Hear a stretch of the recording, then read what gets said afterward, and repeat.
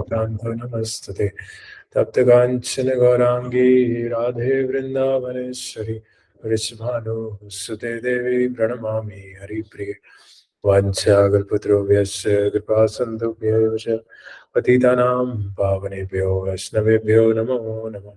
जय श्री कृष्ण चैतन्य प्रभु नित्यानंद श्री अद्वैत गदाधर श्रीवासादि गौर भक्तवृंद। Hare Krishna Krishna Krishna Hare Hare, Hare Ram Ram Ram Hare Hare. Please repeat, Hare Krishna Krishna Krishna Krishna Krishna Hare Hare, Hare Ram Ram Ram Ram. Hare Krishna Krishna Krishna Krishna Hare Hare, Hare Ram. Ram Ram Hare Hare. Hare Krishna, very warm welcome to all of you.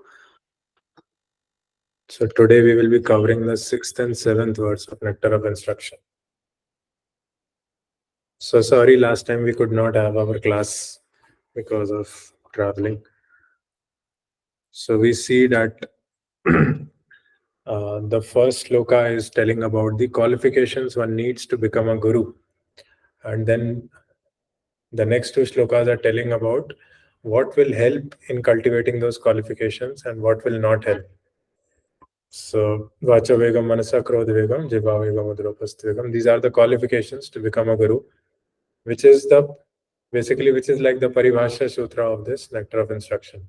And all those verses, all the rest of the verses, they are revolving around this first verse. So then the second verse is Atyara Prayasascha Prajalpaniyamagra. The things which we do which will not help us to cultivate those qualities. And in the third verse, Utsaha Nishya Dharya Tat Tat Karma Pravartanat. So how we should follow the process of devotional service by following in the footsteps of the acharyas, being enthusiastic, confident, and patient. So these things, when we do nicely, will help us to cultivate the Vacha Vegam Mansa Krodha Vegam. And finally, the fourth verse is how we can cultivate our relationships with other devotees. What are the 6 loving exchanges? Because when we cultivate these exchanges, then it is easier to follow the third verse and finally achieve the first verse. So basically, all these verses they are telling about Vedi sadhana bhakti, how we can do Vedi sadhana bhakti to come to the point of a guru. And first 7 verses are talking about Vedi sadhana bhakti only. And in the 8th and 9th verse, we'll talk about Bhava Bhakti. And finally, in the 10th and 11th verse, we'll talk about Prema Bhakti. So in the 5th verse, what was the fifth verse? Basically, how we should how we should treat different levels of devotees. So we should honor, we should give respect to anybody who is chanting the holy name, and we should honor a devotee. We should pay humble obeisances to a devotee who has taken initiation and is fully engaged in his spiritual master's service, unalloyed devotional service. And we should take instruction and we should serve that person who is an Uttamadhikari, who is constantly engaged in fulfilling the instructions of Srila Prabhupada. So in this way, if we engage appropriately with the right level of devotee, then we will be able to follow nicely the fourth verse. How we can practice the 6 loving exchanges, that we'll be able to know if we can distinguish between these 3 levels of devotees. So generally in ISKCON, basically, like Uttamadhikaris, we get very rare opportunity to associate with.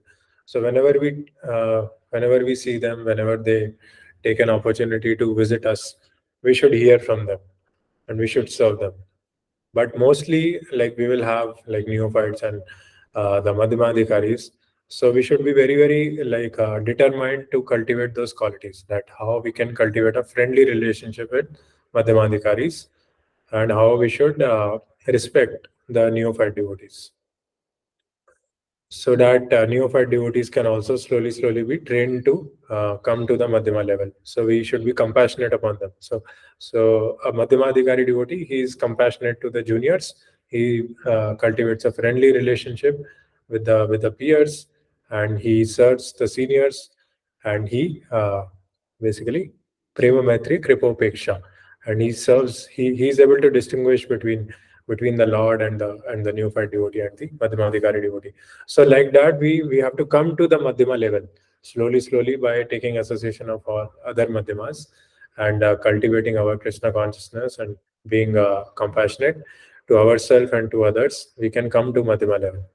So that is the fifth verse. And finally, the sixth verse will tell about how we can identify an Uttamadikari. So let's start the sixth verse. So anything anybody wants to share from fifth verse or any other point, any questions till now? If no questions, we'll continue. दृष्टे स्वभाव जनितैर्विपुषश्च दोषे न प्राकृतत्वम् इह भक्तजनस्य पश्येत् गङ्गाम्बसाम्ना खलुबुद्बुदफेन पङ्के ब्रह्मा ध्रुवत्वम् अपगच्छति निरधर्मये. Being situated in his original Krishna conscious position, a pure devotee does not identify with the body.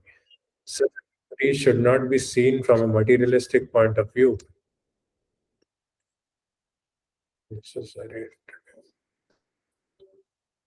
Indeed, one should overlook a devotee as having a body born in a low family, a body with a bad complexion, a deformed body, or a diseased or infirm body. According to ordinary vision, such imperfections may seem prominent in the body of a pure devotee, but despite such seeming defects, the body of a pure devotee cannot be polluted. It is exactly like the waters of the Ganges, which sometimes during the rainy season are full of bubbles, foam, and mud. The Ganges waters do not become polluted. Those who are advanced in spiritual understanding will bath in the Ganges without considering the condition of the water. So here, basically, pure devotee and Ganges are compared with each other, and it's all a matter of faith. So if you have faith, then you will take bath in Ganges, and you will associate with a pure devotee also. So faith is very important. Although, like, if you go to Vrindavan or if you go to Govardhan, so many ponds are there which have so much spiritual significance, but generally they are dirty. So how strong is our faith? That if we do Achman there, then we will basically make spiritual advancement. So how strong is that faith? So our faith should be very strong, even while chanting the holy name, even while associating with devotees, even while like taking a bath in Ganges. If our faith is strong, then we make fast advancement. Otherwise, if our faith is weak, then basically like half of the time is spent in cultivating that faith. Like it takes a long time to make progress. So our faith should be very strong in the holy name, in the devotees who are giving us the process of devotion service. And for example, this Ganges example is very nice. Generally, people see the water as very dirty, but that is the external thing, because Ganges water is always holy and it is always auspicious. Okay. So we will read the text.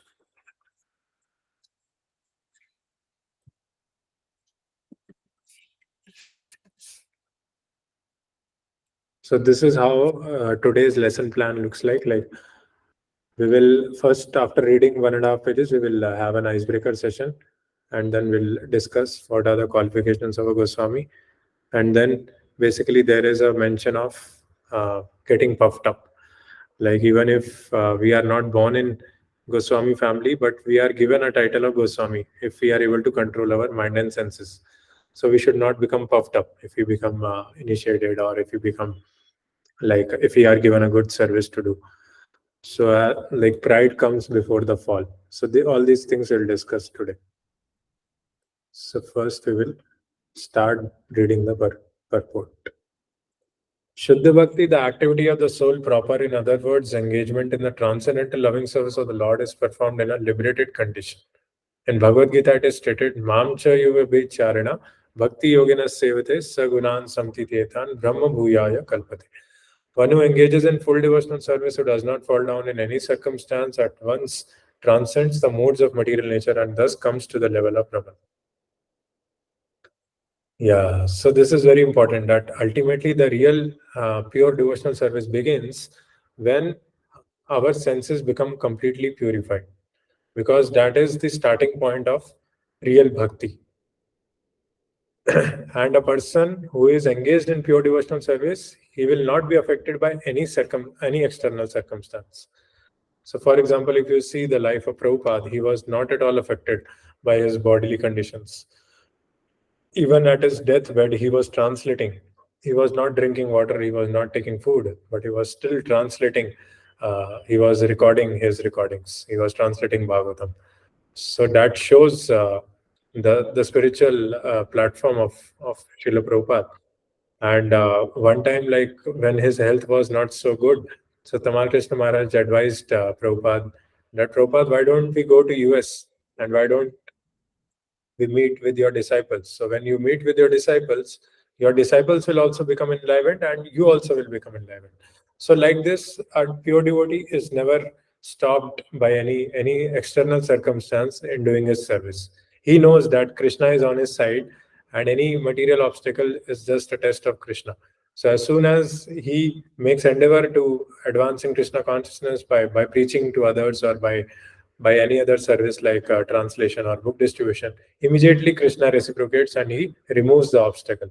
So that much faith a pure devotee has, and immediately he feels the transcendental touch of Krishna in that service. Avyabhicharadi bhakti means unalloyed devotion. A person engaged in a devotional service must be free from material motives.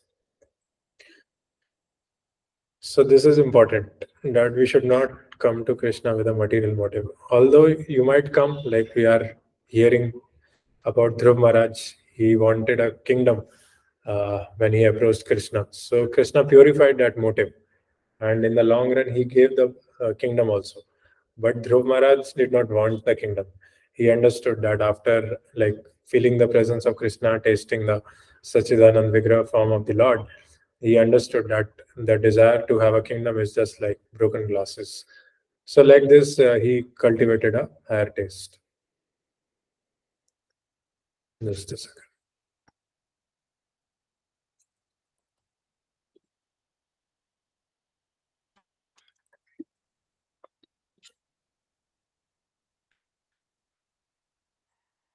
In this Krishna consciousness movement, one's consciousness must be changed.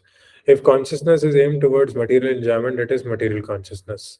And if it is aimed towards serving Krishna, it is Krishna consciousness. A surrendered soul serves Krishna without material considerations. Anya vilashita shunyam. Jnana karmadi anavritam. Unalloyed devotional service which is transcendental to the activities of the body and mind, such as jnana and karma, is called pure bhakti yoga. Bhakti yoga is the proper activity of the soul, and when one actually engages in unalloyed, uncontaminated devotional service, he is already liberated. Sagunan samtityeta. Krishna's devotee is not subject to material conditions, even though his bodily features may appear materially conditioned. One should therefore not see a pure devotee from a materialistic point of view. Unless one is actually a devotee, he cannot see another devotee perfectly. So it is said that it takes one to know one. So unless you are a pure devotee, you cannot understand a pure devotee in full. So that's why never judge a senior devotee. You will never know his qualifications, his wonderful exchanges with Krishna and other senior devotees. As explained in the previous verse, there are three types of devotees: Kanishta Adhikari, Madhyamadhikari, and Uttamadhikari. The Kanishta Adhikari cannot distinguish between a devotee and a non-devotee. He is simply concerned with worshipping the deity in the temple. A Madhyamadhikari, however, can distinguish between the devotee and non-devotee, as well as between the devotee and the Lord. Thus, he treats the Supreme Personality of Godhead, the devotee and non-devotee, in different ways. So basically here Prabhupada is again defining the definition of Bhakti Yoga. That Bhakti Yoga is something which is a pure activity, which is inherent to the spirit soul and which is beyond the coverings of karma and jnana. So a person who is fully engaged in this activity, he is called an Uttamadhikari. And this entire verse talks about the characteristics of a Uttamadhikari. So no one should criticize the bodily defects of a pure devotee. If there are such defects, they should be overlooked. What should be taken into account is the spiritual master's main business, which is devotional service, pure service to the Supreme Lord. As stated in Bhagavad Gita, apichet suduracharo bhajate mamananyabhak sadhureva samantavya samyak vyavisto hissa. Even if a devotee sometimes seems to engage in abominable activities, he should be considered a sadhu, a saintly person, because his actual identity is that of one engaged in the loving service of the Lord. In other words, he is not to be considered an ordinary human being. So, in purport to this verse, Prabhupada is writing that we should not use this verse as an excuse to commit sinful activities. It is like we are engaged in devotional service, but sometimes we commit mistakes. So those mistakes we should not take so seriously. We should still consider him as a sadhu. Somebody has raised hand. Yeah, Bharti Mata, tell. Question. Hare Krishna Prabhuji. Hare Krishna. My question is that how we the disciple came to know that the teacher or our guru is at Madhyama Adhikari or Uttama Adhikari. But how we differentiate and how we came to know. Yeah, that is out of scope question actually. We'll read some more and then I'll see if I can answer. That is a out of scope for this Bhakti Shastri course actually. Sorry. Yeah. So anybody wants to read next paragraph? Even though from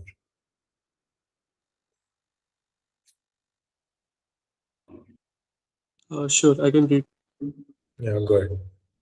Even though a pure devotee may not be born in a Brahmana or a Goswami family, if he is engaged in the service of the Lord, he should not be neglected. In actuality, there cannot be a family of Goswamis based on material considerations, caste or heredity. The Goswami title is actually the monopoly of the pure devotees. Thus, we speak of the 6 Goswamis headed by Rup Goswami and Sanatan Goswami. Rup Goswami and Sanatan Goswami had practically become Mohammedans and had therefore changed their names to Dabir Khas and Sakar Malik. But Shri Chaitanya Mahaprabhu himself made them Goswamis. Therefore, the Goswami title is not hereditary. The word Goswami refers to one who can control his senses, who is master of the senses. A devotee is not controlled by the senses, but is the controller of the senses. Consequently, he should be called Swami or Goswami, even though he may not be born in a Goswami family. So Himanshu Prabhu, would you like to explain what this paragraph is saying? Yeah. So basically, a Goswami is a person or a quality which is not given by heredity or genes or caste or religion. It is something which is earned in a way, like if a person who is a master of his or her senses, he may be termed as a Goswami. So here we are given an example of 2 devotees, Rup Goswami ji and Shri Sanatan Goswami ji. They were, even though of a different religion, but they were given this term from Shri Chaitanya Mahaprabhu. So basically, yeah, it's more about the quality rather than about the other things. About the birth, yeah. Thank you. Very nicely stated. Very clear. You did my job. Thank you. So basically, a Goswami is by quality and he is not by birth. He is by achar, he is by activity and not by birth. So that's what this is writing, that Rupa Goswami and Sanatan Goswami, although they were engaged in the service of Nawab Hussain Shah, who was a Muslim ruler, and actually the Brahmanical society, they ostracized both these Goswamis. But in spite of that, Lord Chaitanya accepted both these because both of them were very humble and they were hankering for Lord Chaitanya's association so much. This is the cost of being accepted by a spiritual master, that one should be very humble and one should be always inquisitive, that who am I? Am I going in the right direction? Am I making advancement in spiritual life? So Rupa Goswami, Sanatan Goswami also goes to Chaitanya Mahaprabhu and they say, Ke Ami? Who am I? People are saying I'm a Brahmana, people are saying I'm a finance minister, but actually who I am. So when we have that inquisitiveness, then Guru will enlighten you. When he sees our genuine desire and eagerness to know about ourselves, then Guru who has seen the truth, Tadvidi Pranipatena Pariprasnena Sevaya Upadekshanti Te Jnanam Jnaninas Tattvadarshina. So Upadekshanti Te Jnanam. So since they have seen the truth, so when because they are always seeing the truth. They are always in touch with Krishna. When they describe Krishna, that enlightenment happens in our heart also, because Krishna is there in our heart also. So that enlightenment happens in our heart. Jnaninas Tattva Darshina. Okay. Thank you.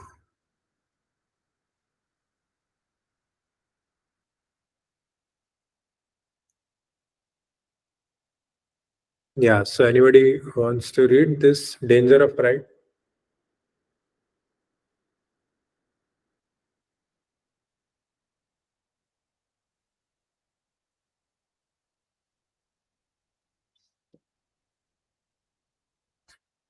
Yes, Nick, Ravi Prabhu, go ahead.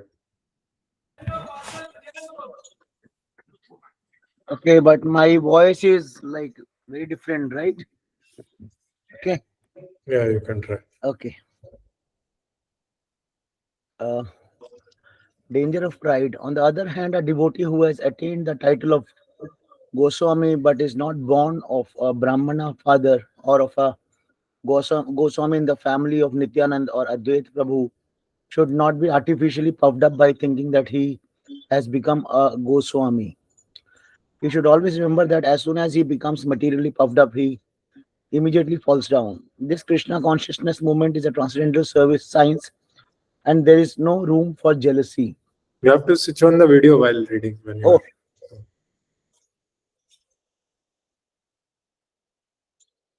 Yeah, no problem. okay. Yes, Prabhu, yes. Okay, he should always remember that as soon as he becomes materially puffed up, he immediately falls down. This Krishna consciousness movement is a transcendental science, and there is no room for jealousy. This movement is meant for the Paramhansas who are completely free from all jealousy. Paraman, Paramam Nirmat Saranam. Nirmat Saranam. One should not be jealous whether he is born in a family of Goswami or has the title of Goswami awarded to him. As soon as anyone who becomes envious, he falls down from the platform of Paramhansa. Thank you. Thank you, Prabhu. So, yeah, this pride and jealousy are very important. So there are 6 enemies which are residing in our heart, right? Kama, Krodha, Lobha, Madha, Matsarya. So Kam is lust, Krodha is anger, Lobha is greed, Mad is illusion, Moh, Mad is pride, Moha is illusion, and Matsarya is enviousness. So pride and enviousness are the last 2 qualities. So pride comes before the fall, right?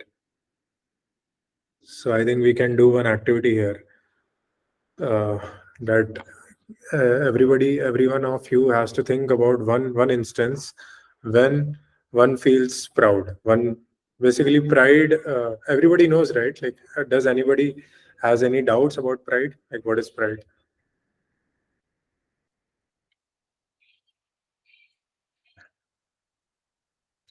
So in Bhagavad Gita, Krishna is telling about 13, 20 items of knowledge.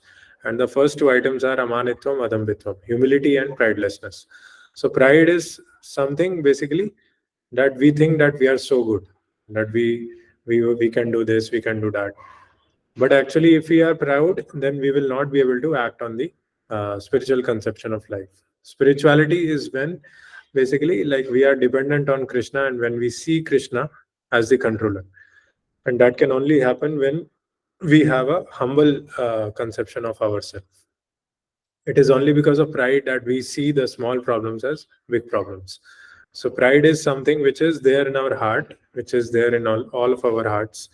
And like this can also be translated to false ego. So when we are not serving Krishna as humble servants, then we are by default acting in pride. So let's do one activity. Like, tell me one instance when you felt that you behaved in a proud manner, and how you would correct it. You can take 1 minute. Okay.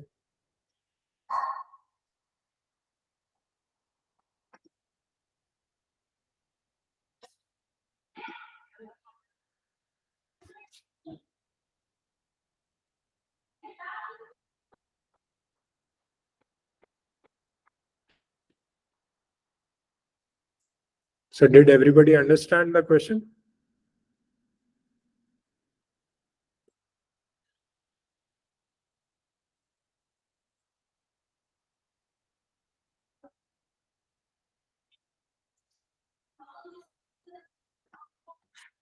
Okay, nobody understood. Huh? Should we? No, we understood the question. Understood. Okay. Only Himanshu Prabhu understood.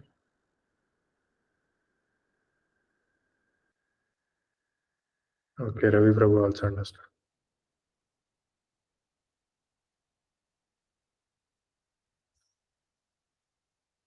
Hmm.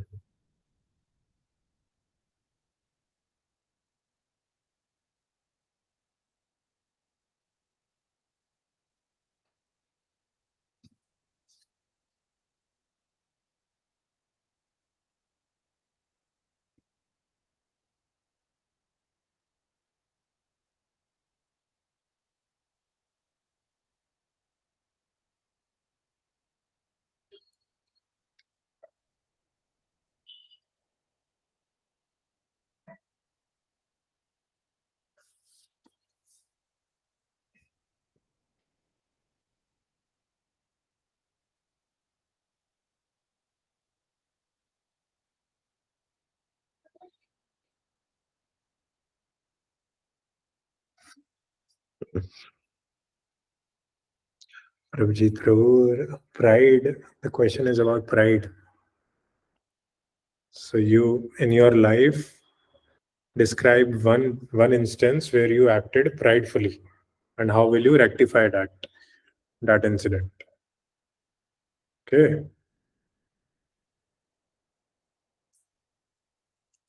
More responsiveness is required. Matlab it will be difficult to conduct Bhakti Shastri like this. Who will like to teach if students are not responsive?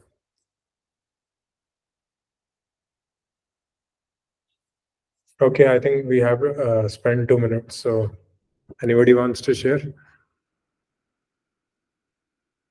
Ravi Prabhu? Yes, you want to share? Yes, Prabhu. Go ahead. Hare Krishna. Yes, Prabhu. Hare Krishna. हाँ मतलब I'll share something which happened 1 hour back and it is a great thing today happened. I tell you, I stay in area called Pandav Nagar, which is like gali ka area hai. It's not like a proper society area. Hmm. And यहाँ पे गाड़ी parking is a big problem because मैं rent पे हूँ. तो जो लोग owners हैं वो लोग गाड़ी अपनी पार्क करते हैं और रेंट के लिए इतनी जगह नहीं मिलती. 1-2 बार मैंने बाहर गाड़ी पार्क करी बहुत दूर घर से, तो बैटरी चोरी हो गई एंड आई लॉस्ट 4000 रुपीज. गाड़ी में से बैटरी निकाल ली चोरी करके. तो आज also I put a number and somebody called me down कि आप ये गाड़ी हटाइए अपनी. Then he called me, he was like in quite aggressive way कि आप, ये घर मेरा है, सामने वाली बिल्डिंग मेरी है और ये सामने वाली बिल्डिंग मेरी है और ये सारी गाड़ियां मेरी खड़ी होंगी, आप किराएदार हो तो आप कैसे खड़ी कर सकते हो. मैंने कहा सर भगवान आपको और 2 बिल्डिंग दे और 2 घर दे आपको, बहुत अच्छी बात है. मैं किराएदार हूँ बट मुझे यहाँ जगह नहीं मिलती है कुछ गाड़ी खड़ी करने की. अगर आप थोड़ी सी जगह दे दें, अपने दिल में दे दें या अपनी रोड पे दे दें. He was so pleased. कहता नहीं नहीं कोई बात नहीं, आप यहाँ गाड़ी खड़ा कर लीजिए. ज्यादातर लोग ना लड़ते रहते हैं इसलिए मैं ऐसे बोलता हूँ, बट आपने मुझे ऐसा बोला है तो आप कभी भी गाड़ी खड़ी कर सकते हैं घर के सामने, मुझे कोई दिक्कत नहीं. एंड आई फेल्ट कि I one a battle just by showing humility, which was not so easy for me also. Wow. Ravi Prabhu is living Krishna consciousness. Thank you, Prabhu. So actually, everybody is hungry for love, right? Like if you talk to them nicely, you can win their hearts, and you can make them do anything. Thank you, Prabhu, for sharing that. So Ravi Prabhu basically melted the other person's pride by his sweet words, by his Krishna consciousness. Yeah. Anybody else? It's not easy for one to be humble at times, but one has to take a special effort to be humble. That's what I would say. It's not Yes. easy for, by natural inclination is, if he blasts me, I would also blast him. Yeah. Thank you, Prabhu. So an effortful effort to serve and to be humble, to connect with Krishna in that situation.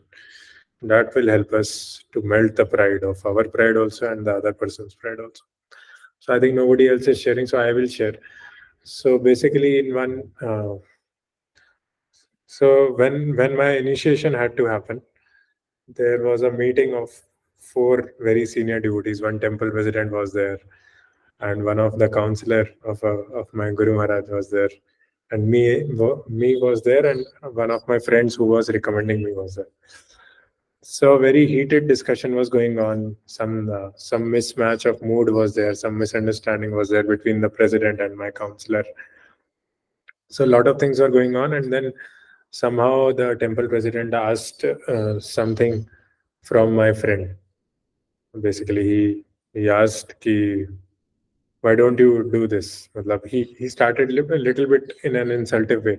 He said something to the friend, and somehow I did not like, and I little bit did a retorting. Basically, retort means I just spoke something angrily. So because of that, my initiation was called off. Actually, Guru Maharaj, like that incident was told to our Guru Maharaj, and Guru Maharaj told that this is the bitter medicine for you, that you will not be initiated this year, and you will have to wait 1 more year. So like this, although like something happened between the devotees, but the reaction, the way I reacted was not good. So then I explained to Guru Maharaj that in scriptures it is written that if somebody offends a devotee, so either we should do suicide, or we should run away from that place, or we should argue and correct that situation. So but when I told that thing, then Guru Maharaj, then the other devotee said that I did not offend, I just said this thing and you took it in a insulting manner. So basically in perceiving the situations also our filters are acting. So sometimes we perceive the situation in a wrong way, and because of that we do something which is like we might claim that we are following Shastra, but it is not actually following Shastra. We are just following our own mind. So that is important, and basically that helped me to refine myself, and to basically be very careful in our exchanges with other devotees, especially these sensitive matters like initiation and married life. So these things, so we have to be very careful while interacting with devotees. We have to be very humble, and we have to understand the background also, the context of from where each of the devotees coming from. So yeah, so by default we have to understand, we have to see Krishna. So for example, our Guru Maharaj says that an impure heart plus mercy is equal to pride. So generally we have an impure heart, and when mercy flows in our heart, then we think that we have done something good. So that is pride actually. So we should never think like that, right? Because the mercy is flowing because of the association of senior devotees, and not by our own force. Whenever we get taste in chanting, we should think that okay, Guru and Krishna might have prayed, Guru might have prayed for me. That's why I'm feeling blissful in chanting. So we should never think that, we should never take credit. We should give credit to the spiritual master and senior devotees, because it takes a lot of prayers to cultivate a devotee. Like a devotee is made of prayers only. So that is there. Yes, Mataji, Pragya Mataji. Correct. Hare Krishna, Prabhuji. Hare Krishna. Prabhuji, I was doing my seva, teaching DYS course, and after completing one class, devotee used to call me and praising me and thanking me, giving me so much respect. So that time I was so proud of myself, but I could see that yes, it's not good. So I was crying and praying to Krishna that why it's happening.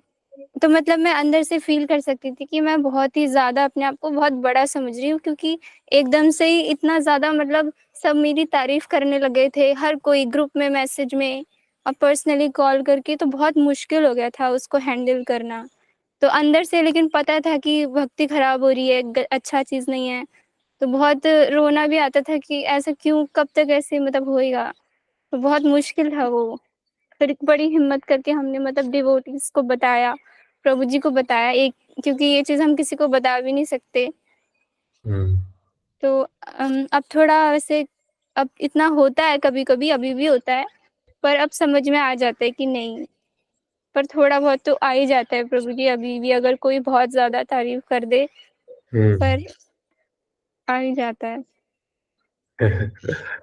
Yeah, thank you, Mataji, for sharing that. So basically, our connection with Guru and Krishna should be strong. So all the credit should go to them. Matlab, because Krishna is sitting in our heart, so Krishna is inspiring us to speak. It is not our credit; it is Krishna's credit only. And whatever training, whatever hearing we are doing with from Guru, so we should give credit to Guru and Krishna. Tulyaninda Stutirmani Santusto Yena Kenechit.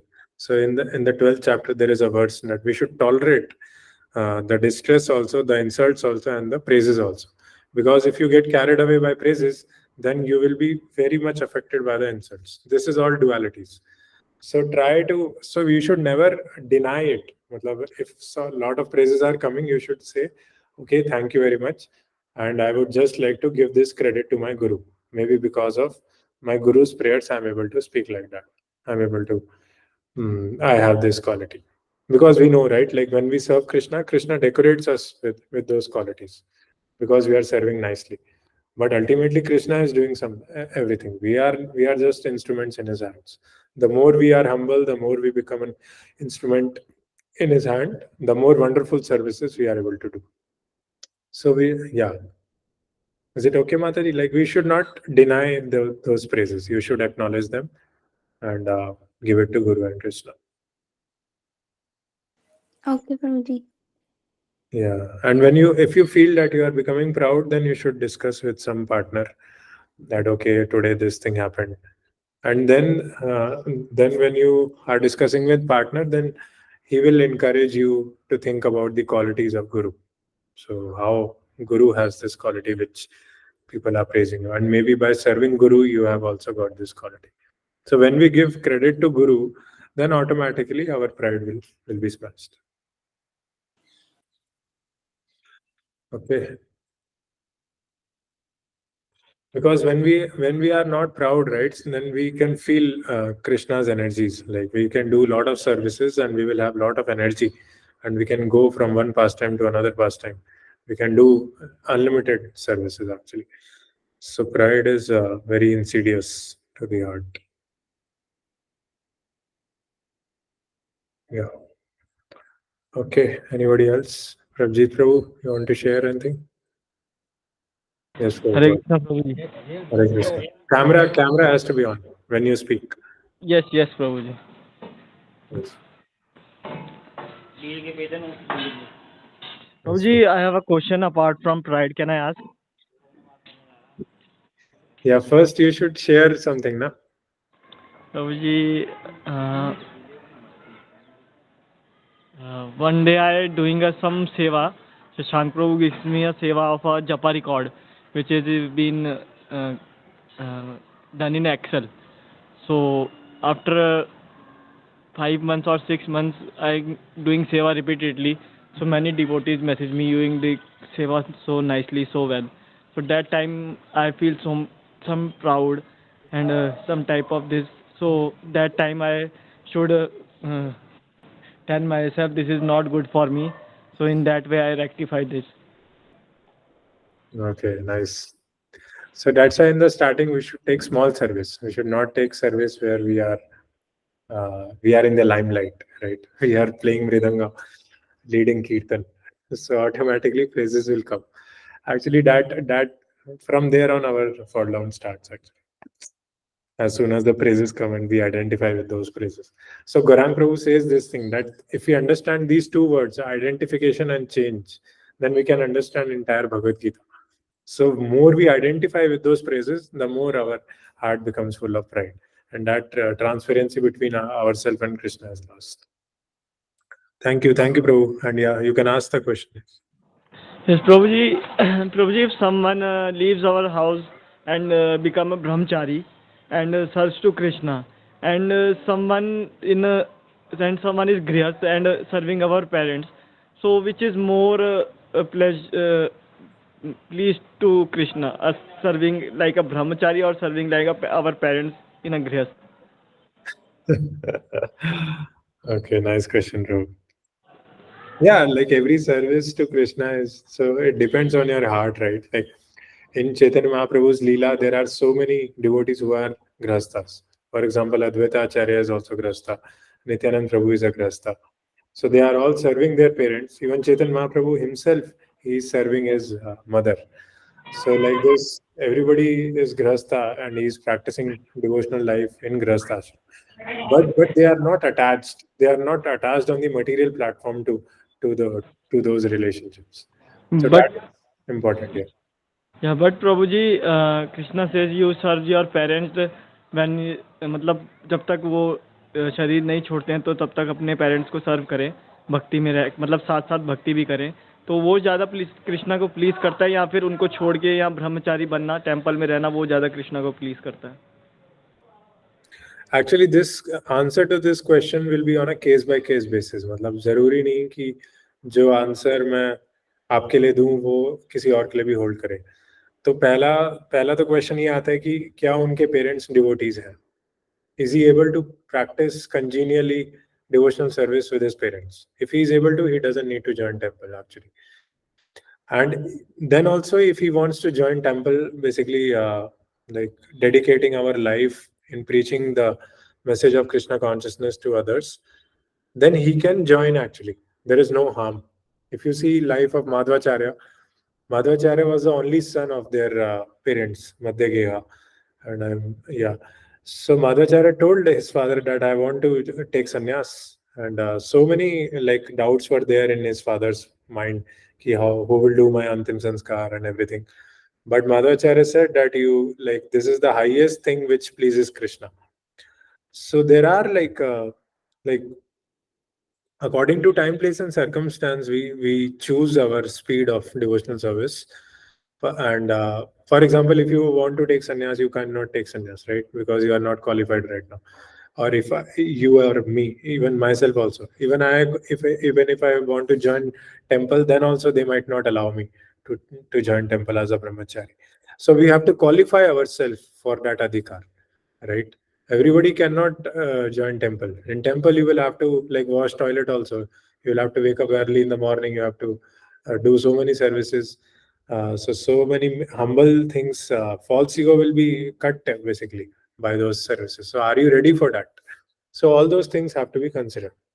A gradual process has to. Because if you feel the mercy of Guru floating in your life, then you can do everything. You can jump from Himalayas. You can do toilet cleaning. You can like beg for forgiveness. You can pay humble obeisances. You like all the false ego will automatically be smashed if you are feeling the mercy of Guru in your life. That is the nectar method.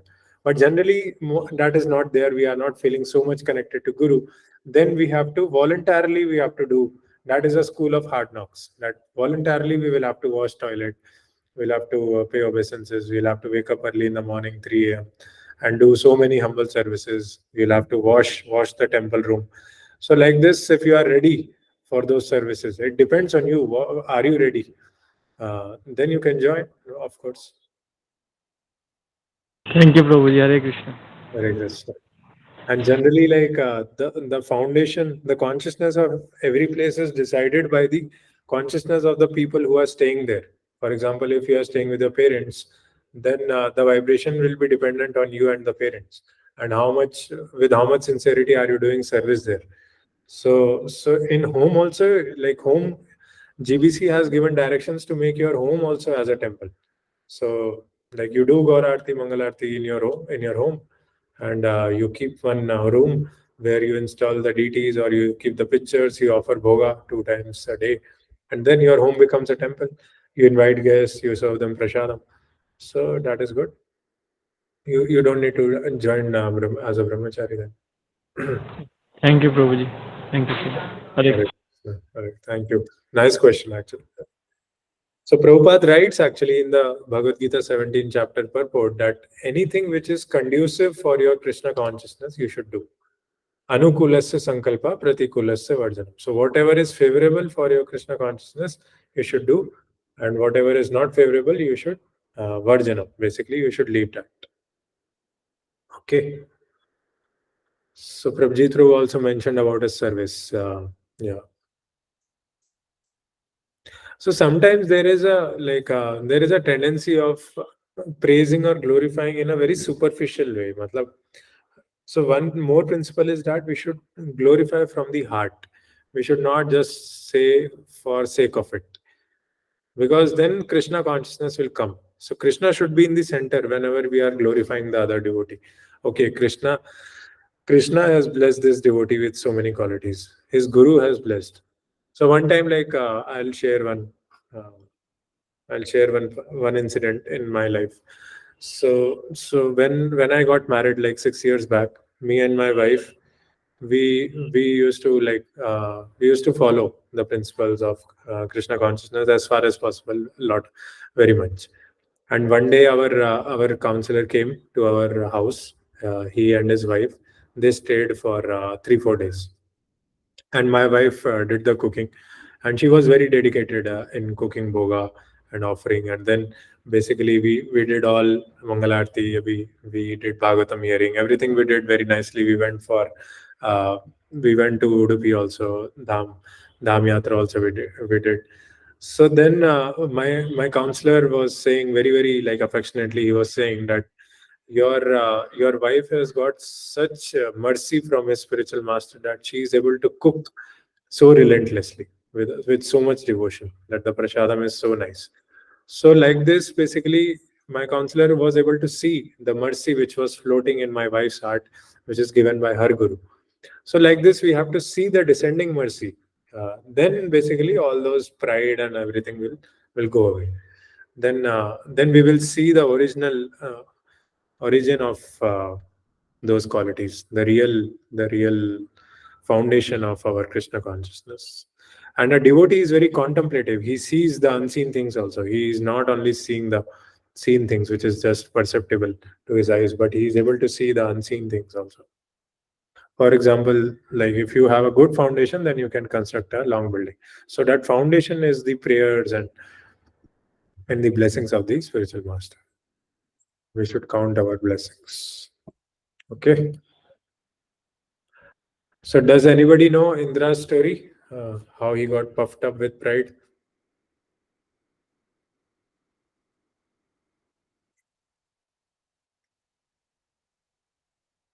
Yes, Bhaktivinoda, good. Hare Krishna Prabhuji, please make me correct if I am wrong. Matlab, the story that comes up in my mind was that when Krishna lift up Govardhan Parvat as to degrade the pride of Lord Indra. That Indra thought that he is the god and he would do, मतलब वो सब कुछ ही कर सकते हैं. तो उनका pride कम करने के लिए उन्होंने हैवी रेन की थी वृंदावन में for continuously 7 days, and at that time Krishna lifted up the Govardhan hill. Yes. So Indra keeps making these mistakes. Basically, Indra very often he gets puffed up with pride. And as Bharti Mata is telling one story, when Krishna lifted Govardhan hill, then Indra became puffed up because he said, "Ki who is this small boy who is convincing Nand Maharaj not to offer sacrifices to me?" So he really became pissed off. So first of all, basically, since Brajvasis were doing worship of Indra very often, so he was already puffed up, and suddenly the worship was stopped. So his pride got hurt, and that's why he started hitting the Brajvasis with thunderbolts of rain, with a very strong, just like a huge palace has a pillar, right? So that pillar size water was smashed on Brajvasis. So in order to protect all the Brajvasis, all the cows, all the agriculture, Krishna lifted Govardhan, and for 7 days, like they were together, all the Brajvasis and Krishna and the cows. So then after 7 days, basically Indra begged forgiveness to Krishna. Yeah, and there is one more story where Indra was being like, does anybody know like who is Indra? Like, what is his designation? What is his service? He is head of Swarg. Yes, he is the king of heavenly planets. So heavenly planets, he is the king, and the other people were worshipping him. And one day his spiritual master came. Who is his spiritual master? Does anybody know? Nobody knows? Brihaspati. So Brihaspati came, and Indra could not notice that his spiritual master had come because he was so absorbed in receiving the worship of the heavenly planets, of the like citizens of heavenly planets. So immediately Brihaspati cursed him to become a hawk, and he went, and in his next life he became a hawk. So, and once he became hawk, then Brihaspati is calling him, okay, now your curse has been satisfied, and you have been a hawk for sufficient amount of time. Now you can come back. So Indra told, no, I am having such a good life here. I have a she-hog also. I have such nice food, all the stool and urine. I'm enjoying so much. Why should I come from being a hog? Why should I come back to heavenly planet? So like this, Indra was totally illusioned by the conditions which he was put in because of his prideful mistakes. Okay.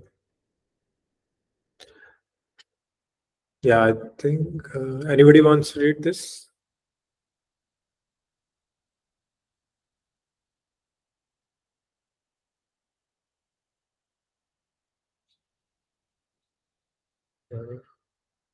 Yes, Himanshu bro, good. Okay. He's We already can, yeah. okay. Spiritual eyes are required to see a devotee.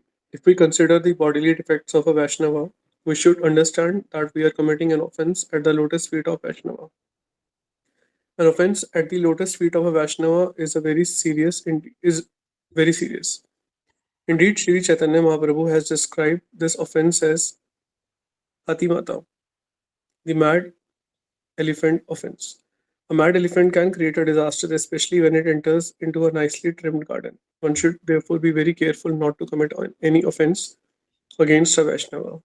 Every devotee should be ready to take instructions from a superior Vaishnava, and a superior Vaishnava must be ready to help an inferior Vaishnava in all respects. One is superior or inferior according to his spiritual development in Krishna consciousness.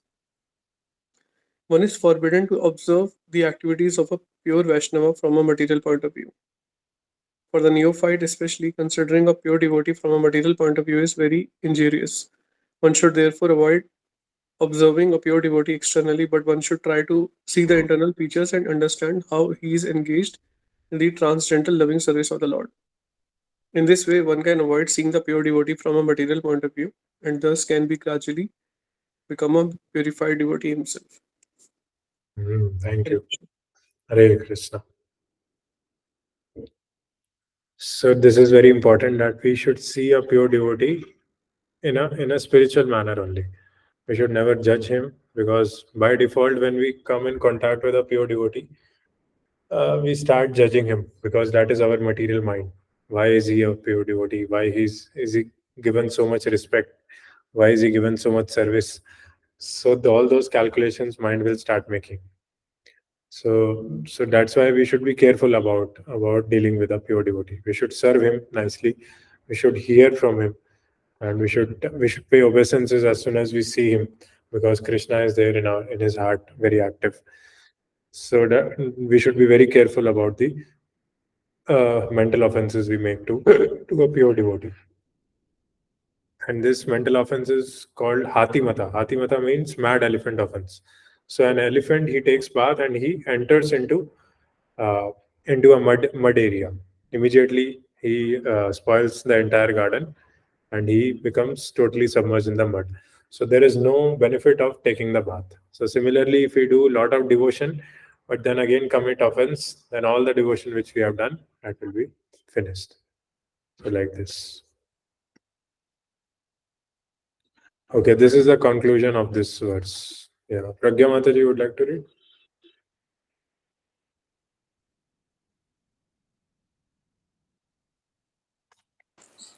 Hare Krishna Prabhuji.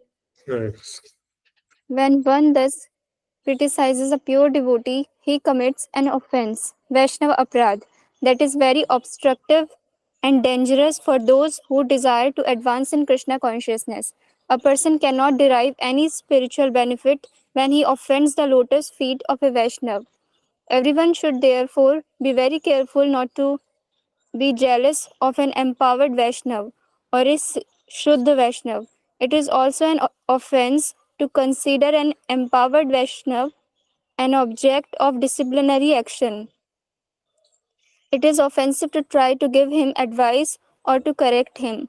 One can distinguish between a neophyte Vaishnav and an advanced Vaishnav by their activities. The advanced Vaishnav is always situated as the spiritual master, and the neophyte is always considered his disciple. The spiritual master must not be subjected to the advance of a disciple, Advice. nor should a advice of a disciple, nor should a spiritual master be obliged to take instruction from those who are not his disciples. This is the sum and substance of Srila Rupa Goswami's advice in the 6th verse. Hare Krishna Prabhuji. Hare Krishna. Pragya Mataji, you didn't put your video on, so now you have to put your video on for 2 minutes. Yeah, if it is convenient, please put your video on whenever you are ready. Okay. Okay, Prabhuji, sorry. Yeah. So one question I have to ask: it is also an offense to consider an empowered Vaishnava an object of disciplinary action. What is it? What does this mean? Any idea?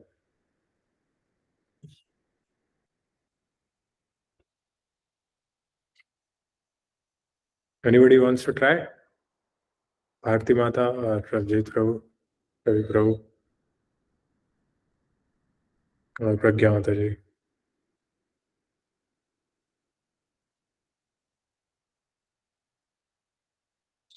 So basically, like whatever pure devotee does, sometimes he trains his disciples, right? So we should not think that he is just a military person.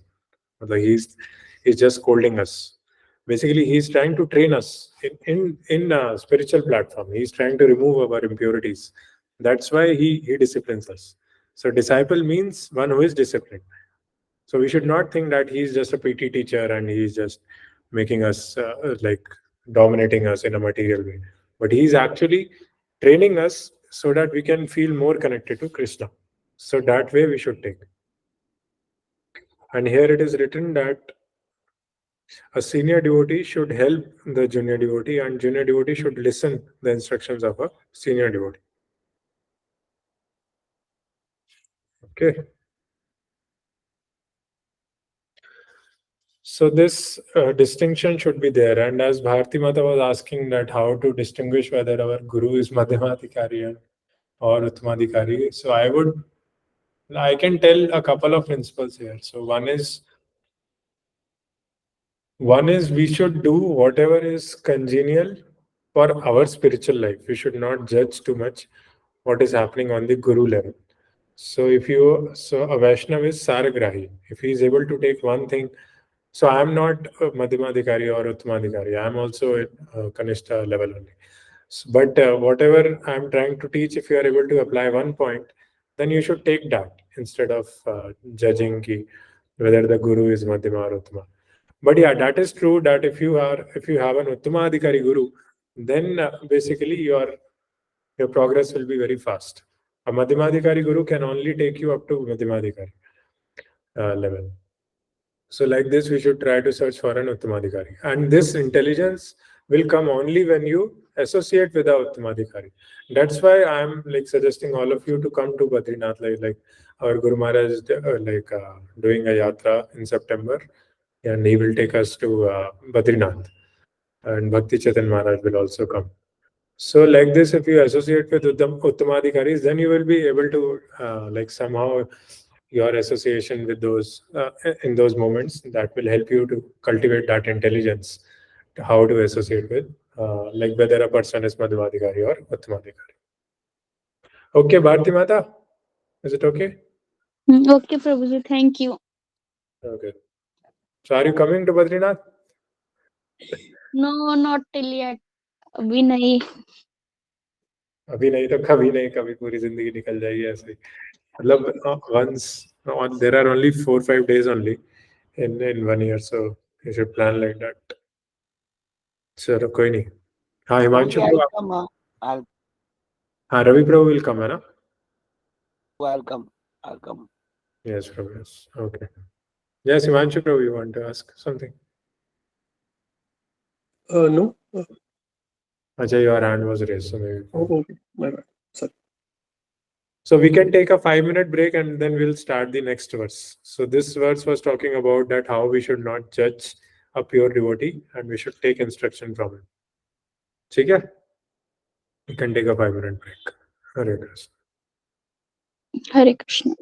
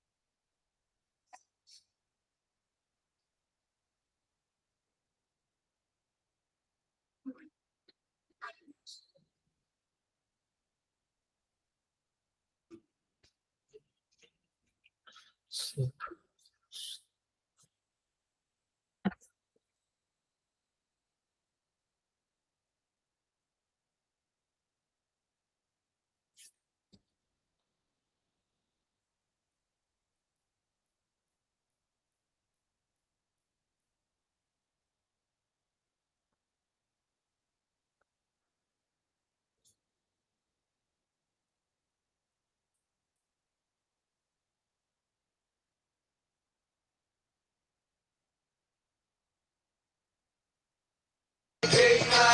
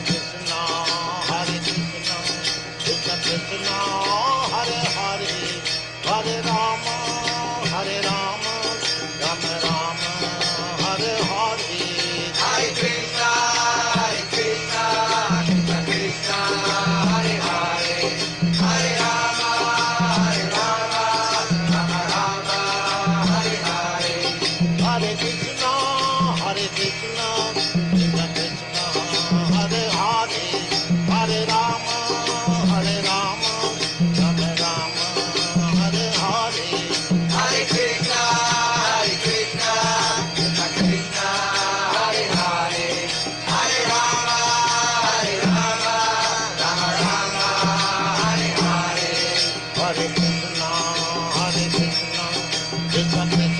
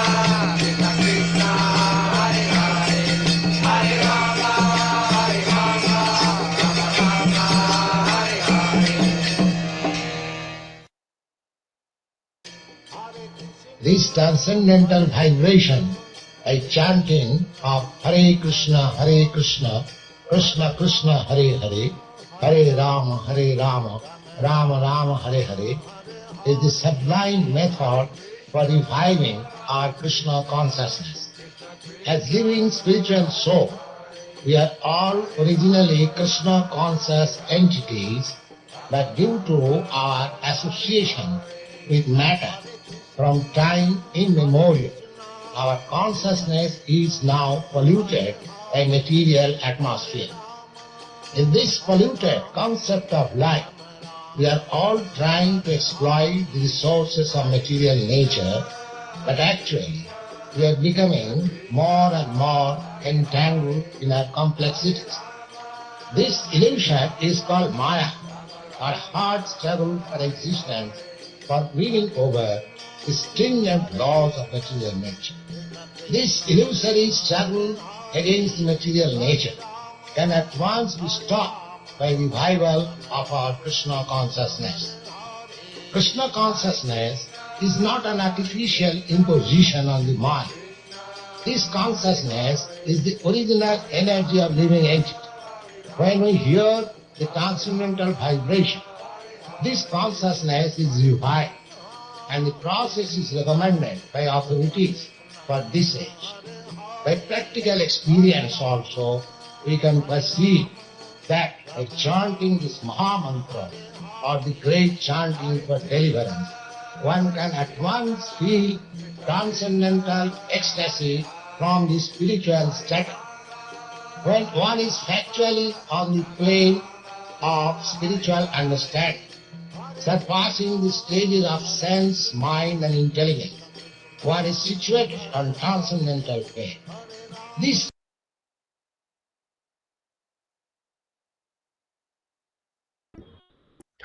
Hare Krishna. Is everybody back? Hare Krishna Prabhuji. Bharati Mata is there. Everybody else is there? Can raise your hand. Anju Prabhu is there. Prabhjit Prabhu, Mataji. Mataji, Ravi Prabhu.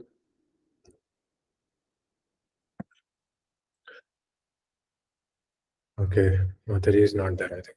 Okay, so I shared the open book question for Nectar of Instruction.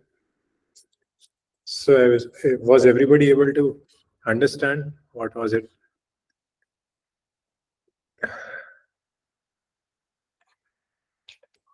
Any questions on that?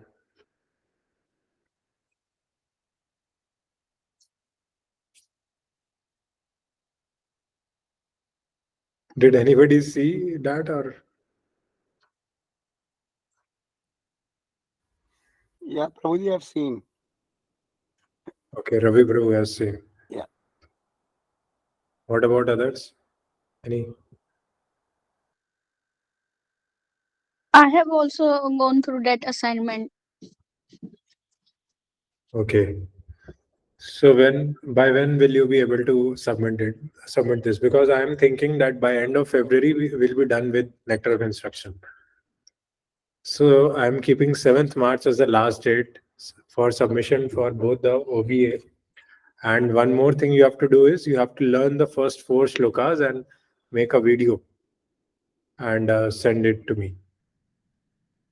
Okay.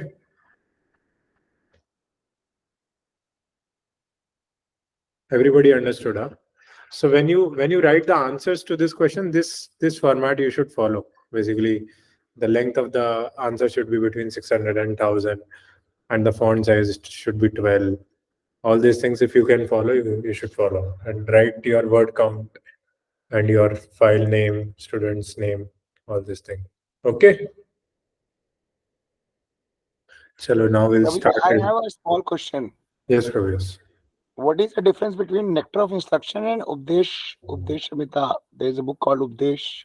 Same. Prabhu. Same, hai? Acha. Nectar of Instruction in Hindi means Updeshamrita, right? Like, so whatever instruction whatever nectar you can extract out of those instructions. So we'll proceed to the next verse. Okay. Okay. So now we are going on to the higher levels of devotion. Okay, the basic practices are covered. Most probably, we'll complete this in three more classes, and then we'll be done with Nectar of Instruction. After that, we will have a CBA, closed book assessment, where you will have to appear just like we are having a class. I will conduct a online CBA where you have to open all your videos and write an examination paper. So you have to read everything. Videos have to be switched on so that I know that you are not cheating, right? So like that. Okay, so if there are no questions, we'll start the next verse. स्यात् कृष्णनाम चरितादिशितापि अविद्या पित्तोपधाब्धरसनस्य नरवचिकानु किन्तु वादरादनुदिनं खलु सेवजुष्टा स्वाद्विक्रमाद् भवति तद्गतमूलहन्त्री. So this is very nice verse, especially talking about the glories of the holy name and how we can relish in the glories of the Hare Krishna Mahamantra. The holy name, character, pastimes, and activities of Krishna are all transcendently sweet like sugar candy. Although the tongue of one afflicted by the jaundice of avidya cannot taste anything sweet, it is wonderful that simply by carefully chanting these sweet names every day, a natural relish awakens within his tongue, and his disease is gradually destroyed at the root. So that's why, basically, although you might not be feeling that taste right now, but eventually, once the ignorance is purified, then you will feel the taste in the holy name. Ramante yogi nonante satyananda chidatmani iti ramapadena so param brahma vidiyate. So in this single word Ram, there is so much bliss. Param Brahma Vidiyate. Krishna, like it is so much full of nectar that Rupa Goswami is saying that I have thousands of years where I can feel feel this nectar 1,000 times. I have thousands of tongues through which I can feel the nectar 1,000 times. So like this holy name of Krishna is very like Nam Namakari Bhavata. It is full of all the energies of Krishna and is full of spiritual bliss. So let us read. Prabhjit Bro, you want to read first paragraph? Yes. The purport and translation given by Srila Prabhupada. Srila Prabhupada. You have to open your camera, bro, if possible. Yes, Bhagwan.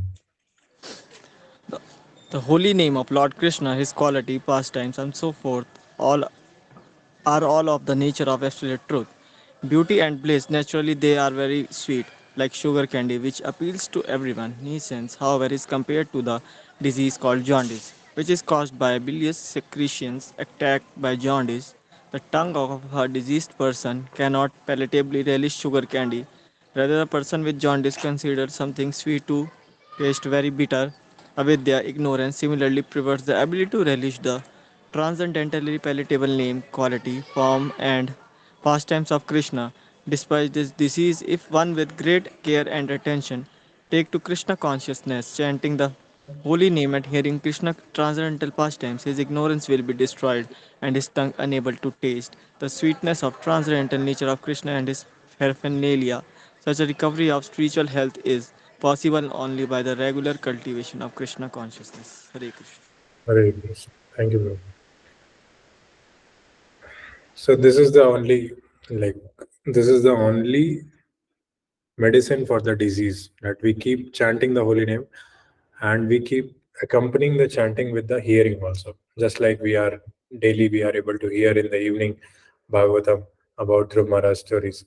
So how Dhruv Maharaj is able to realize all the Vedic conclusion, how he is able to see the Krishna's form. If we are able to carry that throughout the day, then basically our consciousness become purified and our remembrance is also strong. Yeah. So, like this, if we are able to contemplate and understand the name, fame, form, and pastimes of Krishna, then our taste for chanting the holy name increases slowly, slowly. That disease, jaundice, will go away. So here we can do one activity like everybody can tell that what Tell one thing which helps you in chanting the holy name, which helps you in increasing the taste for chanting the holy name. Okay. I hope it is not so effortful there. And if anybody is ready to share, he can raise his hand. I don't think we need to wait a lot of time.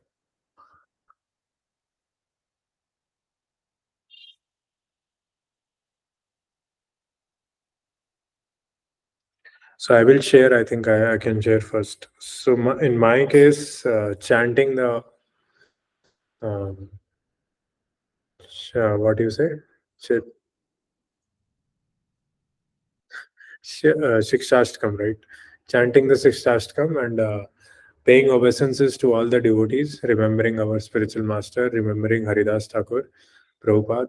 All these things helps me to chant the holy name. And preferably myself, I'd like to chant as much as possible continuously.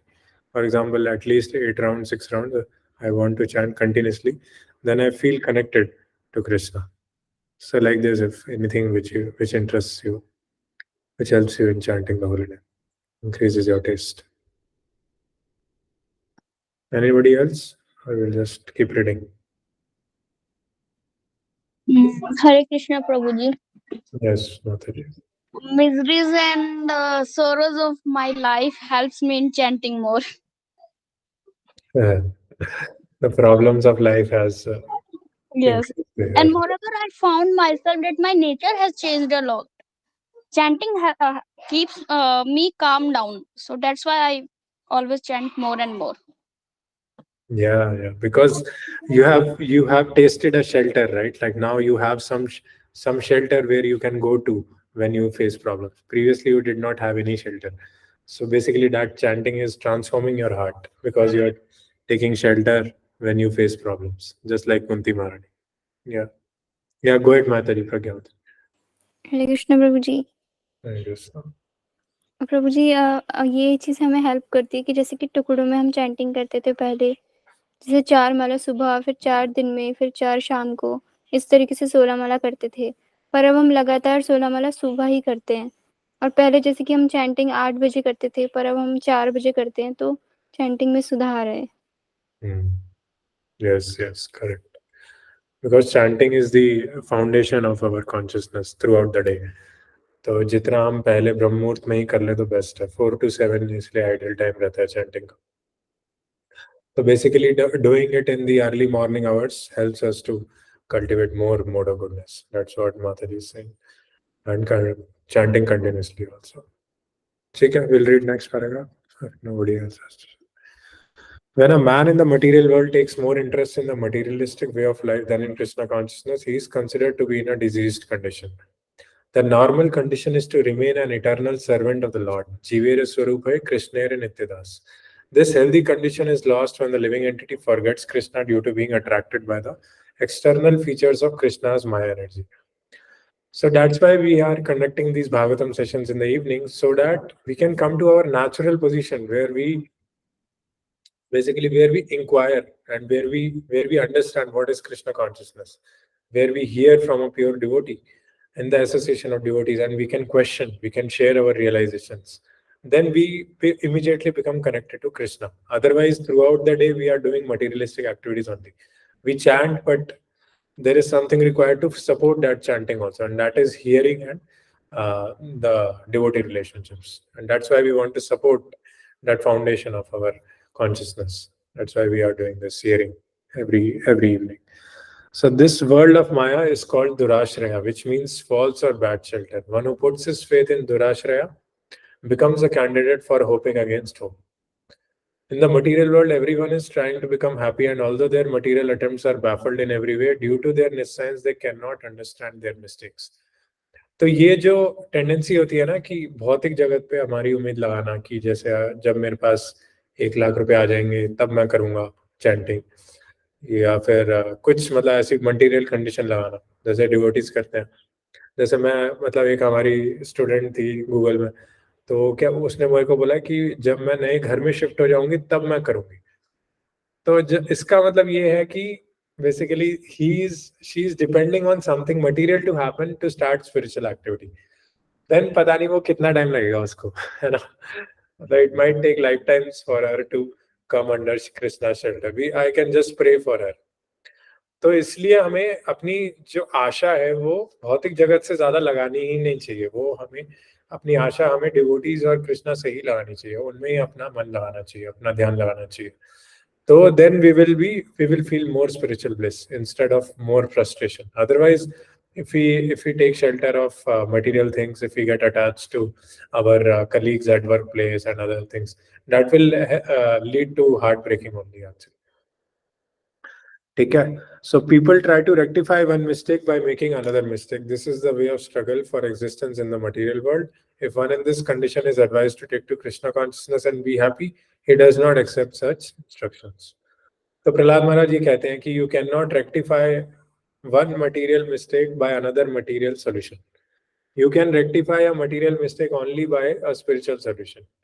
For example, if you are not doing good in a marriage or in a job, then you take another job or another marriage. But the problem will be there. Like if you don't resolve it from the root in your consciousness, in your internally, if you don't resolve it. So that resolution takes place only when we experience Krishna consciousness and take higher shelter. So that is important. Okay.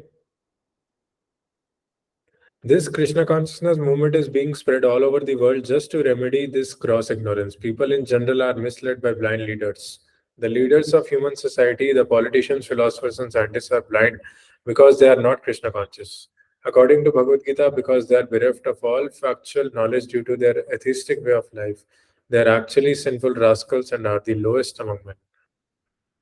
Namam duskritina muda prapadyante naradama maya aprit jnana asuram bhavam ashrita. Those miscreants who are grossly foolish, lowest among mankind, whose knowledge is stolen by illusion and who partake of the atheistic nature of demons, do not surrender unto me. तो leaders का Krishna conscious होना बहुत जरूरी है, क्योंकि leaders consciousness ultimately comes down to the citizens also, and that's why Yudhishthir Maharaj, Ambarish Maharaj, and other kings like Parikshit Maharaj. These are like ideal Krishna conscious kings, and their kingdom was very, very happy. Lord Ram, they used to like take care of their citizens personally also. Because of their Krishna consciousness, everything, the rain, the milk given by cows, the grain produced by the earth, everything was in surplus. So right now, our leaders, our government is not Krishna conscious, and that's why there is a lot of chaos in the society. So somehow we have to like cultivate Krishna consciousness and then preach it to the leaders of the society. For example, Yogi is there, right? Like in North India, Yogi is a very good leader because he is very religious and he knows the religious principles. He is very supportive of Krishna consciousness.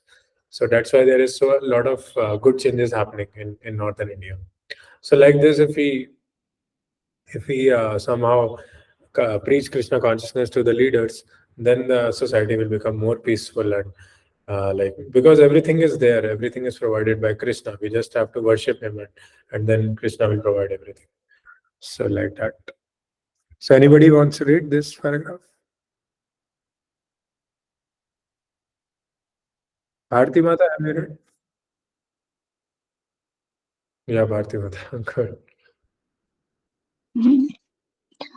Such people never surrender to Krishna and they oppose the endeavor of those who wish to take Krishna's shelter.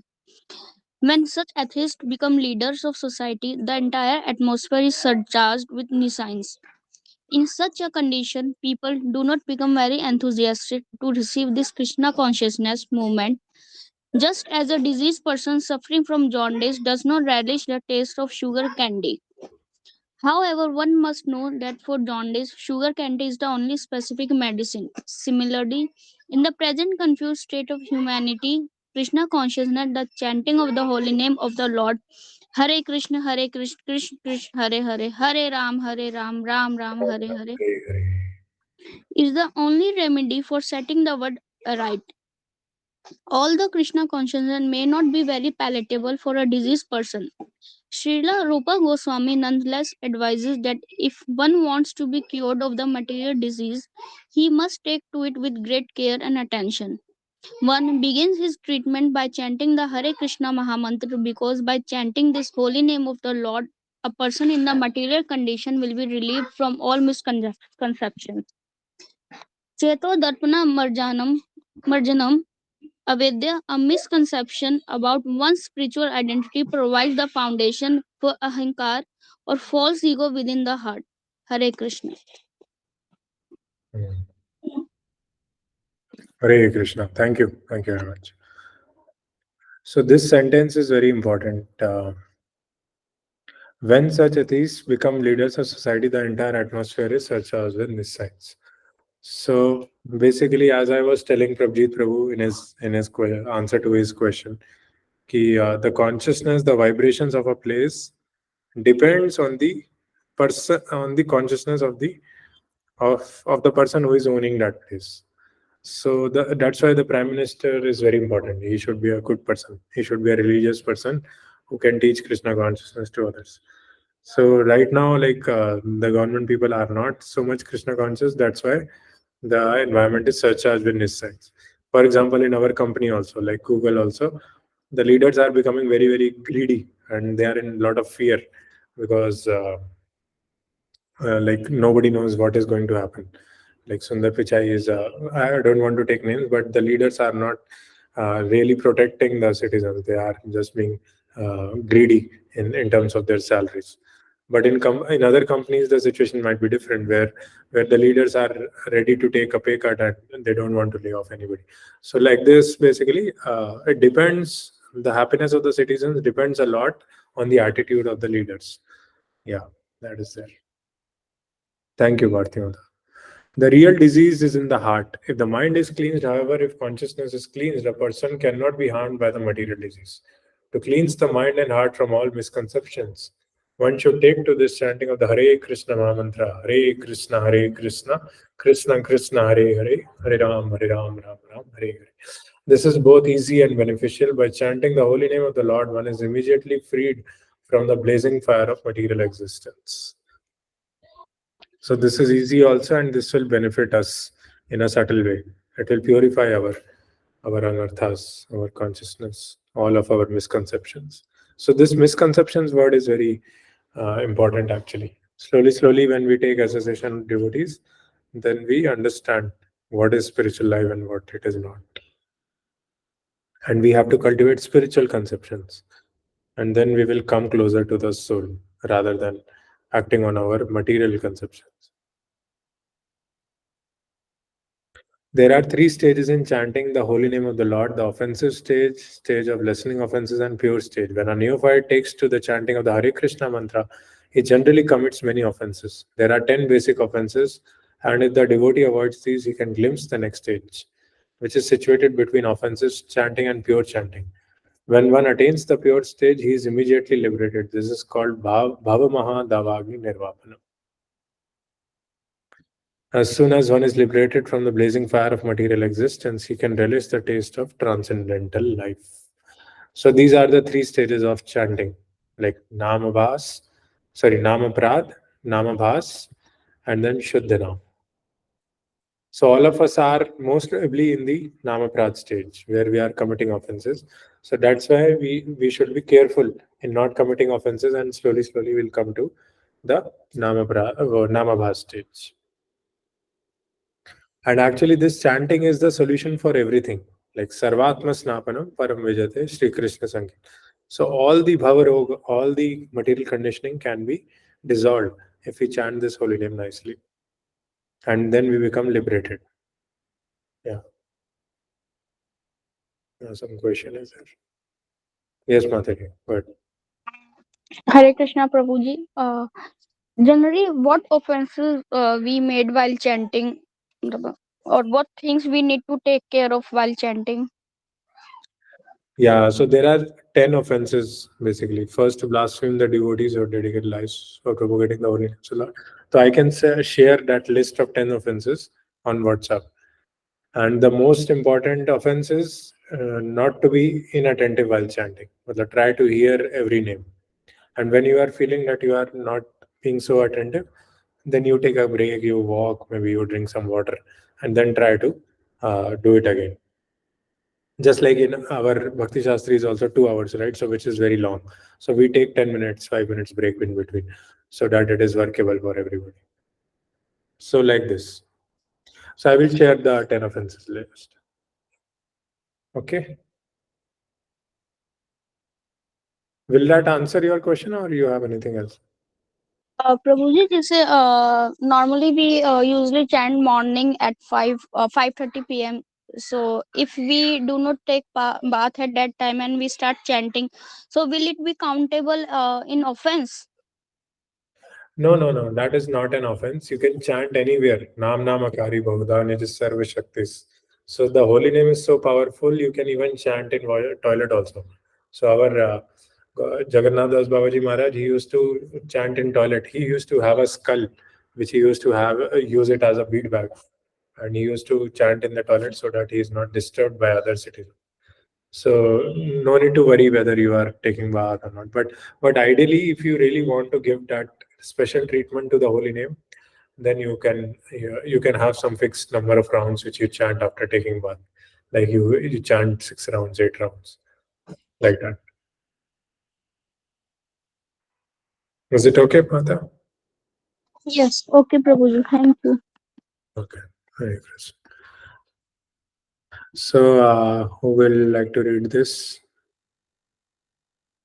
Prabjit Prabhu, you want to read? Yes, Prabhuji. Hmm.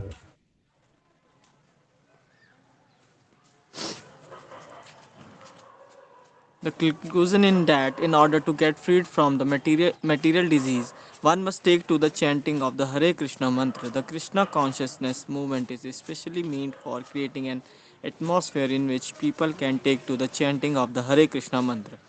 One must begin with faith, and when this faith is increased by chanting, a person can become a member of the society.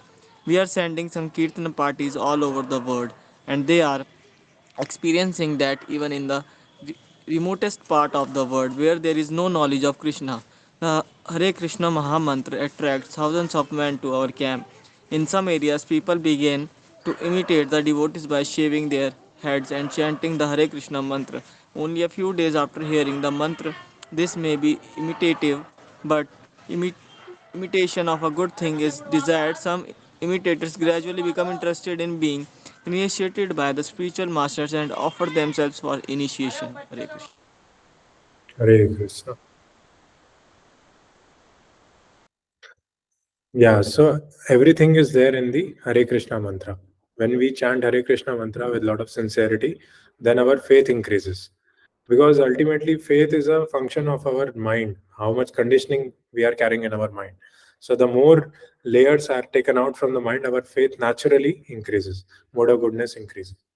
So, for example, these sessions also, right? So the more we associate with each other, more we discuss Krishna Katha, naturally our faith increases. We come to a higher platform.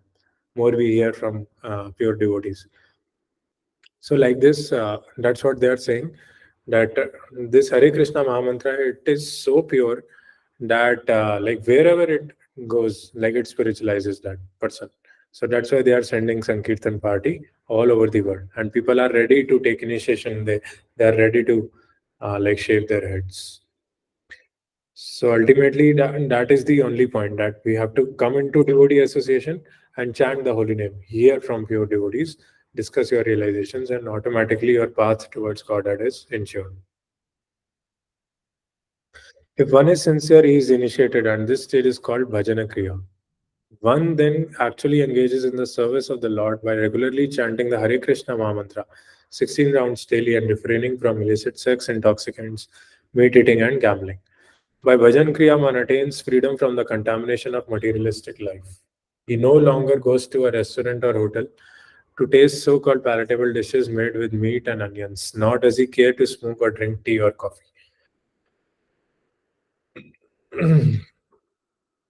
He not only refrains from illicit sex but avoids sex life entirely, nor is he interested in wasting his time in speculating or gambling. In this way, it is to be understood that one is becoming cleansed of unwanted things, anartha, and everything. The word anartha refers to unwanted things. Anarthas are vanquished when one becomes attached to the Krishna consciousness movement. When a person is relieved from unwanted things, he becomes fixed in executing his Krishna activities. Indeed, he becomes attached to such activities and experiences ecstasy in executing devotional service.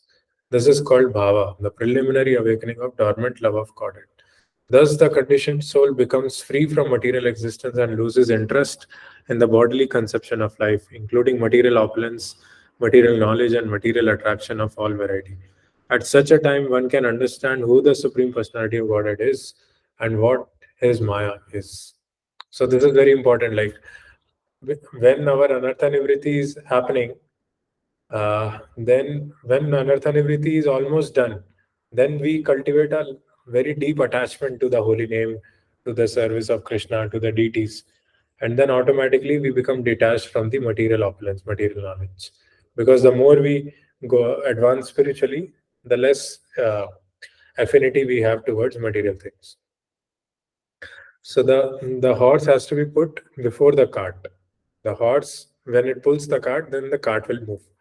So in order to cultivate material detachment, we have to do our bhakti, and we have to cultivate our attachment for spiritual activities, for sadhus, for holy name, for dham. So like this, then our material attachment will reduce. So I think here we can do one activity. Basically, this paragraph is talking about the regulative principles which we have to follow, right? And we have to chant 16 rounds. So I would like all of you to maybe mention one thing which you are not able to follow. For example, this intoxication also, right? Like when we take prasadam, then also we should honor prasadam. We should take it as remnants of Krishna, and Krishna is not different from prasadam. So like this, if anybody wants to share anything which he wants to work on personally, we'll keep it a short activity, like in these 4 regulative principles: illicit sex, intoxicants, meat eating, and gambling. Anybody wants to share?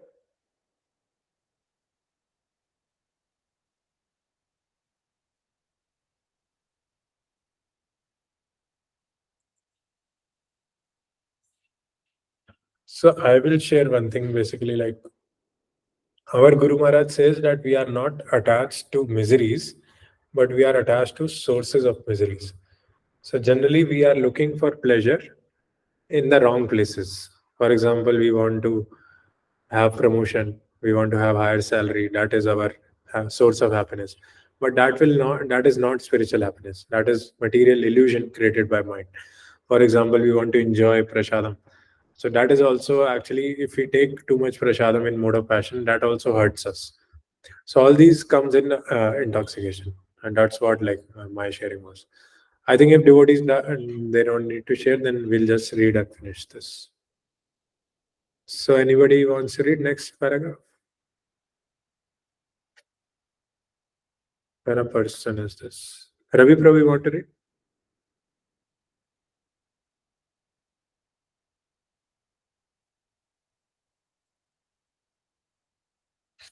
Prabhu, I'll read, but I will not make my video on this. Yeah, no problem. And my tabet is also not very well. I'm taking antibiotic for my gala and all that. Oh, Okay. When a person is relieved from unwanted things, he becomes fixed in executing his Krishna activities. Indeed, he becomes attached to such activities and experiences ecstasy in executing devotional service. This is called bhava, the preliminary awakening of dormant love of Godhead. Thus, the conditioned soul becomes free from material existence and loses interest in the bodily conception of life, including material opulence, material knowledge, and material attraction of all variety. At such a time, one can understand who the supreme personality of Godhead is and what his Maya is. So I have Thank to you. read the whole thing. You want to read, you can go ahead. Yeah. Although Maya may be present, it cannot disturb a devotee once he attains the bhava stage. This is because the devotee can see the real position of Maya. Maya means forgetfulness of Krishna, and forgetfulness of Krishna and Krishna consciousness stand side by side like the light and shadow. If one remains in shadow, he cannot enjoy the facilities offered by light. And if one remains in light, he cannot be disturbed by the darkness of shadow. By taking to Krishna consciousness, one gradually becomes liberated and remains in light. Indeed, he does not even touch the darkness, as confirmed in Chaitanya Charitamrita Madhya Lila 22.31. Krishna Surya Sama Maya Haya Andhakara Yahari Krishna Tahari Nahi Maya Adhikara. Krishna is compared to sunshine and Maya is compared to darkness. Wherever there is sunshine, there cannot be darkness. As soon as one takes to Krishna consciousness, the darkness of illusion, the influence of external energy will immediately vanish. Great. And Prabhuji, I actually feel this because whenever I'm talking nonsense, I don't feel good about it. Whenever I'm listening nonsense, I don't feel good about it. So I feel it is a phase of Maya. I mean, I'm not saying, for example, my wife is telling me a lot of things, do this, do that, ye karenge, wo karenge, wahan jayenge. I'll just listen to it. But I don't feel good. I don't really enjoy the thing. Okay, I'll say Hare Krishna inside my heart. And I would feel okay. I will feel at peace. I mean, this is a very crude example. Wife, so nahi कहना पर बाकी भी बाहर भी लोग जो होते हैं जो मोस्टली बेकार की बातें करते रहते हैं, इधर उधर की बातें करते रहते हैं, उनको कृष्णा की बात करो तो उनका मन नहीं लगता और मेरे से बेकार की बात करो तो मेरा मन नहीं लगता. So we are at like crossroads there. And Yes. one more thing I have sort of experienced. अभी हमने शुरू में एक में बोला था कि हमें किसी भी डिवोटी को वो नहीं करना चाहिए, इंसल्ट नहीं करना चाहिए या उसको डिबेस नहीं करना चाहिए, which is fine. But I had a very special, I mean, a very different experience recently. मेरे पड़ोस में एक प्रभु जी रहते हैं, 4th floor पे मैं रहता हूँ, and he is a young guy of 28 years and he is a regular devotee. वो इस्कॉन नोएडा में जाते रहते हैं और माला भी करते रहते हैं, and he is not married and all that. So which is fine, which is good. But anyway, I'll discuss this separately. I think we don't need to discuss it here because it involves somebody who is a devotee and maybe I am wrong. So I'll discuss this with you separately. Okay. But the Okay. first point you said was very, very nice, actually. Yeah, Prabhuji. That Because is when we are used to this higher taste of connecting with Krishna, then automatically anything which is not Krishna conscious we will not be able to tolerate. Basically, it will pinch us. We will have to tolerate it because we have made a free will like that. We have made a choice like that. But at least you know what is the right thing and you are able to understand the wrong things also. So that is very good, actually. That is the best symptom of advancement in Krishna consciousness. Okay. Okay, thank you all for joining. I think we have completed 2 verses today. 3 more classes and then we'll be done with this module. Okay. Thank you, Prabhuji. Hare Krishna. Hare Krishna. Hare Krishna. Thank you. Krishna, Hare Krishna, Krishna, Hare Krishna.